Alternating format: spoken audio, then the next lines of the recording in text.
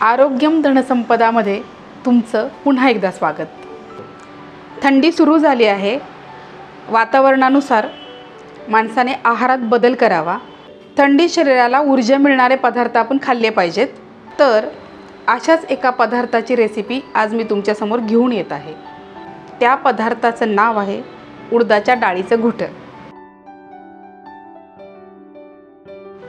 पटकन या पदार्थासाठी लागणारी सामग्री आपण बघून घेऊयात। उडदाच्या डाळीच्या घुट्यासाठी लागणार आहे आपल्याला ही उडदाची डाळ जी सालीसहित आहे। विदाऊट सालीची असेल तरीही चालेल। उडदाच्या डाळीसाठी जे सामान लागणार आहे त्याचे आपण दोन भाग करूयात। आपल्याला एक वाटण लागणार आहे आणि एक फोडणी लागणार आहे। तर वाटणासाठी लागणार आहे आपल्याला जिरे, अर्धा चमचा जिरे, 10-12 पाकळ्या लसूण, 5-7 मिरच्या, 2 चमचे खोबरं आणि ही छोटी वाटीभर कोथिंबीर। हे सगळं आपण वाटून घ्यायचे मिक्सरला। आणि फोडणीसाठी मोहरी, अर्धा चमचा हळद, अर्धा चमचा हिंग, चवीनुसार मीठ, सजावटीसाठी किंवा गार्निशिंगसाठी कोथिंबीर। हा पदार्थ बनवायला अतिशय सोपा आहे, पौष्टिक आहे। तर पटकन सुरुवात करूयात। घुट्यासाठी आपल्याला उडदाची डाळ उकडून घ्यायची आहे। तर मी ही ऑलरेडी उकडून घेतली आहे। ही अशी दिसते, 4 शिट्ट्या करून उकडून घेतली आहे आणि त्याचं पाणीही मी वेगळं करून घेतलं आहे। ती पाणीही फेकू नका, ते पाणीही खूप पौष्टिक आहे। ते आपल्याला लागणारच आहे त्या घुट्यामध्ये। हे वाटण आपण बारीक करून घेऊयात मिक्सरला। खोबरं, मिरच्या, लसूण आणि जिरे हे जाडसर वाटून घ्यायचे आणि यात कोथिंबीरही घालायची। हे वाटण आपण मिक्सरला बारीक करून घेतले, पण असं जाडसरच वाटायचं आहे ते। आपण तेल घेऊयात 2 चमचे। तेल तापलं की मोहरी घालूयात।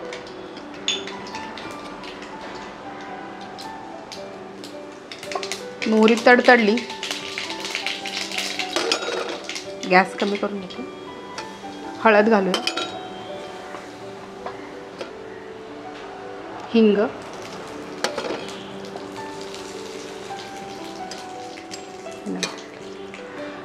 आणि आपलं वाटण परतून घेऊयात।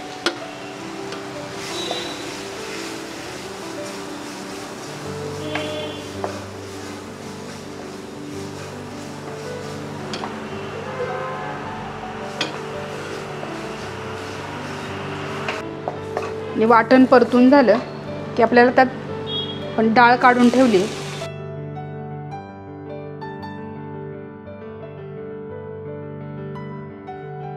वाटण परतून झालं की आपण जी डाळ ठेवली होती ती त्यात घालायची आहे आणि तीही छान परतून घ्यायची त्याच्यात।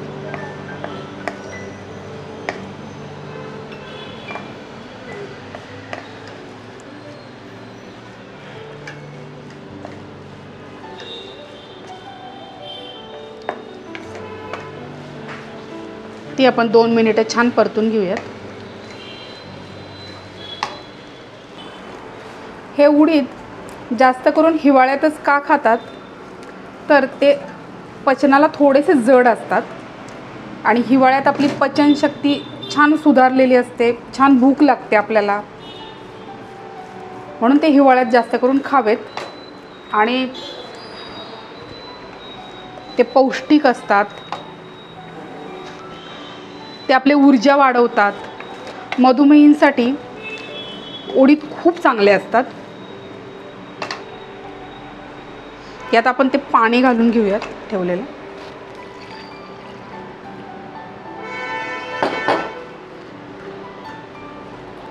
आणि थोडी आपल्याला पातळ अजून हवी आहे, तर थोडं पाणी गरम करून घालूयात आपण। याच्यात आपल्याला अजून पाणी हवं आहे, तर ते गरम करून टाकते।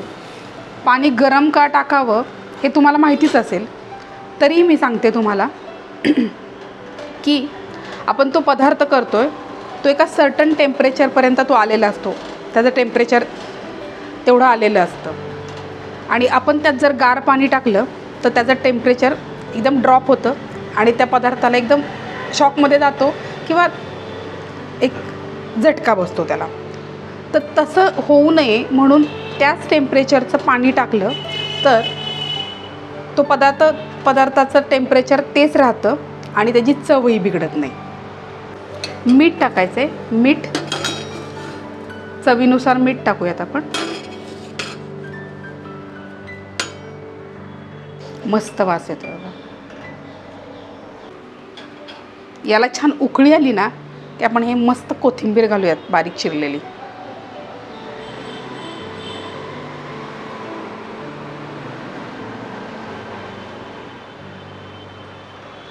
कोथिंबीरीची जादू अशी की ती कुठल्याही पदार्थात घातली तर त्या पदार्थाचा रंग आणि त्याची चव दोन्ही उभारून येतात.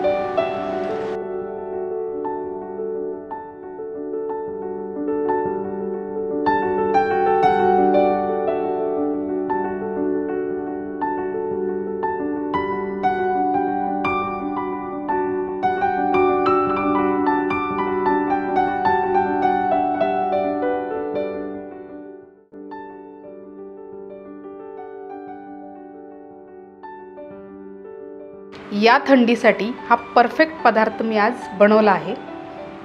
चला आपण टेस्ट करून बघूयात.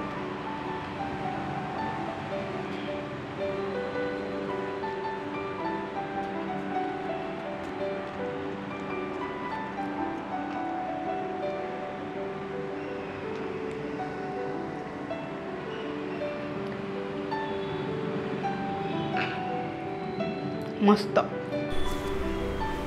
चव खूप सुंदर झाली आहे. तुम्ही नक्की करून बघा. मी हे थोडंसं पातळ बनवलं आहे. तुम्ही घट्टही बनवू शकता.